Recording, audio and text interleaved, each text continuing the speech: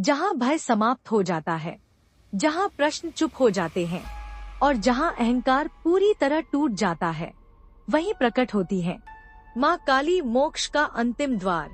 यह कोई साधारण ज्ञान नहीं, यह कोई रहस्य नहीं, यह अंतिम सत्य है। माँ काली अंत नहीं, पूर्णता। लोग माँ काली को विनाश की देवी कहते हैं, लेकिन शास्त्र कहते हैं वह अंत नहीं, पूर्णता है। वह जो झूठ है उसे नष्ट करती है, ताकि जो सत्य है वह प्रकट हो सके। माँ काली का कार्य मारना नहीं, मुक्त करना है। भय क्यों समाप्त हो जाता है? जिस दिन साधक समझ लेता है कि मृत्यु अंत नहीं है, उसी दिन भय समाप्त हो जाता है। माँ काली भय को इसलिए दिखाती है ताकि तुम उससे आगे निकल सको। जो मृत्यु को स्वीकार कर ले वह जीवन से डरता नहीं। मोक्ष का वास्तविक अर्थ, मोक्ष का अर्थ स्वर्ग जाना नहीं है। मोक्ष का अर्थ है मैं शरीर नहीं हूँ, मैं नाम नहीं हूँ, मैं अहंकार नहीं हूँ, मैं केवल चेतना हूँ। और यही वह ज्ञान है जो माँ काली अंत में देती है। अंतिम परीक्षा।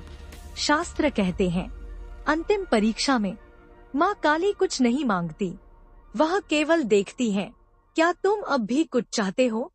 यदि इच्छा शेष है तो मार्ग रुका हुआ है, यदि कुछ भी नहीं चाहिए तो माँ काली तुम्हारे भीतर स्थिर हो जाती है। माँ काली का शांत स्वरूप। बहुत कम लोग जानते हैं कि माँ काली का सबसे शक्तिशाली रूप शांत रूप है, जहाँ कोई क्रोध नहीं, कोई भय नहीं, कोई मांग नहीं, केवल पूर्ण स्वीकार। यही अवस्था मोक्ष की दहलीज है। विनाश किसका होता है? माँ काली किसी व्यक्ति का विनाश नहीं करती, वह विनाश करती है अहंकार का, पाखंड का, झूठी पहचान का। जब यह सब नष्ट हो जाता है तो जो बचता है वही सत्य है। माँ काली और भक्त का अंतिम मिलन। जब भक्त और देवी के बीच कोई दूरी नहीं बचती, तब पूजा समाप्त हो जाती है, तब मंत्र भी नहीं रहता, तब साधना भी नहीं रहती, क्योंकि साधक स्वयं माँ काली की चेतना बन जाता है।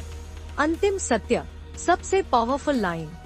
माँ काली बाहर नहीं है, माँ काली भीतर है।